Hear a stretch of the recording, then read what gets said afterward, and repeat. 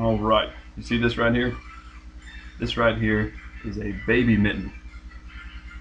My daughter was born a couple of weeks ago, so that is why I did not give you a video blog on last week, week 4 in the college football season. But we're back now for week 5. Week 5 in the books yesterday, and we're back with our big 3 in the college football season for this week. I'm going to start down in Miami.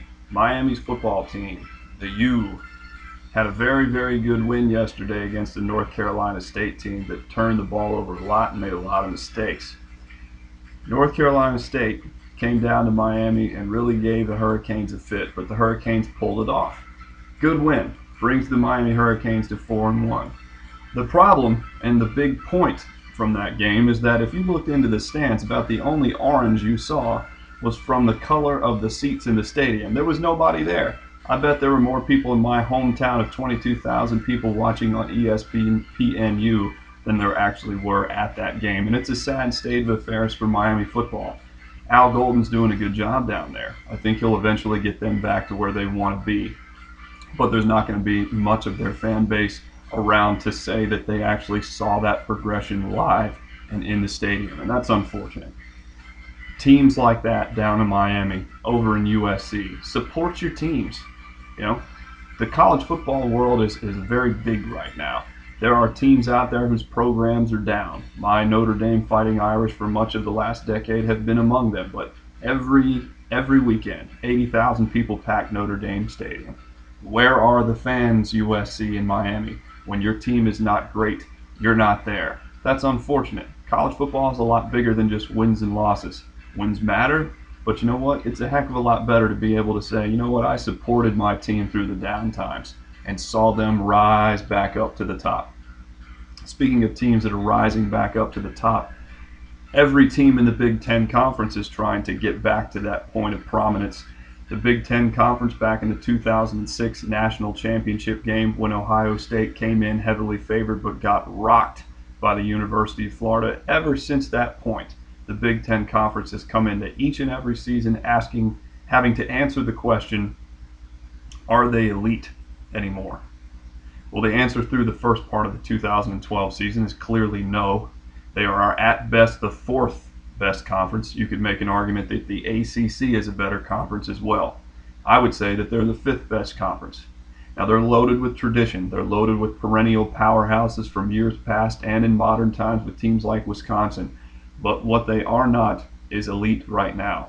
But I saw yesterday with Braxton Miller, Urban Meyer, and the Ohio State Buckeyes going into Michigan State and pulling off the win. I saw the potential for the very same team that started the downfall, the fall from grace, to be the team that builds that conference back up to elite status.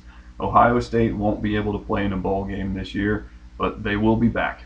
Braxton Miller reminds me of Robert Griffin III in his young years. He also reminds me somewhat of Cam Newton. I think if we'd seen Cam Newton actually play in college up till that point where he had that one dream season, we may have seen something very Braxton Miller-esque. Braxton Miller is going to be a potential Heisman frontrunner a year from now. He's going to be, if he sticks around for his senior season 2 years from now, certainly is going to be leading what you would imagine in what would be year 3 of the Urban Meyer era. He's going to be leading a team potentially that is going to be right there at the top for that first year where we'll have a playoff. And would it not be fitting for Ohio State in 2014 when the playoffs begin to be that team from the Big Ten that gets back to the national championship game against an SEC team and be waving the Big Ten banner, perhaps to put that conference back on the map? Time will tell, but Ohio State's going to be the team to do it. I don't see Wisconsin, Michigan, Michigan State being the types of teams that are going to reestablish that top 5 program that will be needed for the Big Ten Conference to be considered amongst the best of the best again. I just don't see that happening. But Urban Meyer's got the pedigree. Right now he's got the quarterback. He's going to be able to do the recruiting. That team's going to win a lot of games this year. They're going to win a lot of games as long as Urban Meyer is there, and especially right now while Braxton Miller is there. Very impressive win for Ohio State yesterday. I think that's a team to watch for in the coming years. That'll be the team that brings the Big Ten back. The third big point from this week is simple. The teams that needed to win this week to set up next week's big separation Saturday won their games. A few of them struggled. West Virginia at home, 70-63. It seemed like a basketball game score against Baylor, but they got it done. Geno Smith certainly looks like the Heisman front runner right now, throwing for 8 touchdowns, 600 plus yards of offense. He had more touchdown passes than incompletions. But next week they've got a Texas team that's starting to round into form. David Ash is starting to become that quarterback that Texas needs to reestablish themselves as a powerhouse. Big 12 conference is wide open right now. Kansas State looking good, but West Virginia and Texas, whoever wins that game has got an inside track, in my opinion, to be the team that comes out of that conference this year and potentially knocks on national championships door. I don't think we can consider West Virginia a national championship contender. I heard Mel Kiper Jr. yesterday on the Dari and Mel show talk about how if West Virginia was able to pull it out in a shootout against Baylor, and everybody expected that was going to be a game in which 100 points combined would be scored. He said that if they won that game, he would consider them to be a legitimate national championship contender. Well, I don't see how any legitimate national championship contender can give up 63 points to a Baylor team that no longer has Robert Griffin III. But if they go in and they beat Texas, if they can beat Texas, who's got a great defense, if they can beat Texas, then I'll jump on the West Virginia bandwagon. That's probably the least of the big games next week. There are 3 games next weekend that are going to feature battles between teams that are already in the top 12. West Virginia, Texas among them. LSU and Florida is the other, before we get to the main event of Georgia and South Carolina. Big statement game for Florida and Will Muschamp. If he gets in there and he wins that game, that's a statement win for his young program. And if he can win that game, all of a sudden, Florida is going to be a team people are talking about with an outside shot at a national championship themselves. Florida has got a lot of momentum right now. They're a hungry young football team that's growing both defensively and offensively. They've got depth. They seem to have figured it out compared to what they've done the previous 2 seasons. But this is that game that's going to really give us an idea of how close Florida is to being back to where they were in the heyday of the Urban Meyer years. LSU needs to win this game. LSU has not looked good the last 2 weeks. 38-22 against Towson. We'll see how they do against the big competition, but the Mad Hatter certainly will have them ready to play. The question at this point just becomes, how ready are they going to be? Do they have the talent to get it done? Certainly, you would think that they do, but is everything firing on all cylinders up here?